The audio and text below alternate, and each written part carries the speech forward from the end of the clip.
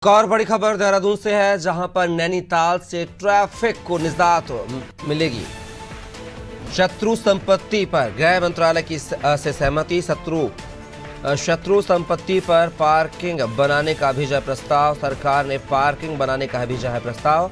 हाल ही में शत्रु संपत्ति को कराया था खाली। प्रस्ताव पर अब गृह मंत्रालय ने दी एनओसी। 23 करोड़ पार्किंग बनाने के कार्य पर होंगे खर्च। पार्किंग बनने से पर्यटकों को नहीं होगी दिक्कत।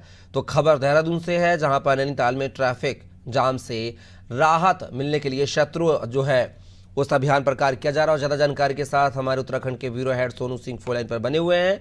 सोनू, नैनीताल में ट्रैफिक व्यवस्था से निजात पाने के लिए जो है शत्रु संपत्ति पर गृह मंत्रालय ने सहमति दे दी है। शत्रु संपत्ति आखिर है क्या योजना, और इस पर सरकार किस तरीके से प्रभावी रूप से काम कर रही है?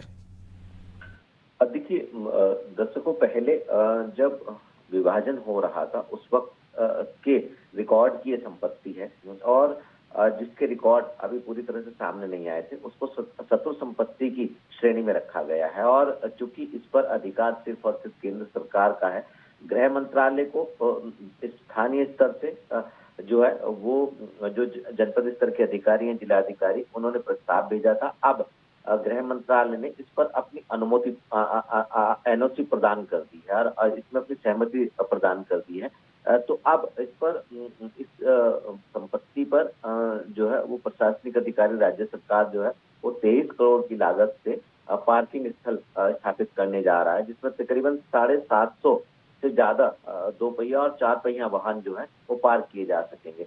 तो कहीं ना कहीं इस भूमि का सदुपयोग हो सकेगा, क्योंकि नैनीताल वो स्थान है उत्तराखंड का जहां पर हाई कोर्ट भी है और नैनीताल की पहचान सरोवर नगरी के तौर पर भी स्थापित है। तो ऐसे में जो पार्किंग की समस्या थी वो कहीं ना कहीं उसका एक रास्ता निकाल लिया है। दूसरा, जो पर्यटक बड़ी संख्या में सरोवर नगरी नैनीताल में पहुंचते हैं, उनको जो ट्रैफिक की समस्या से दो चार होना पड़ता पार्किंग प्रॉपर नहीं होने के कारण, उनको राहत मिल सकेगी और एक अच्छा संदेश कहीं ना कहीं जाएगा। जल्द ही ये स्थान जो पार्किंग के रूप में तब्दील होता हुआ नजर आएगा। लगातार सरकार कोशिश कर रही है कपिल। ये हम नैनीताल की बात कर रहे हैं। नैनीताल के अलावा अगर हम अन्य क्षेत्रों की बात करें जहाँ पर पर्वतीय क्षेत्र है, तो क्योंकि एक तरफ बड़े बड़े पहाड़ हैं और दूसरी तरफ जो है वो नदियां सदाबहार बह रही, तो ऐसे में स्थान उतने नहीं है।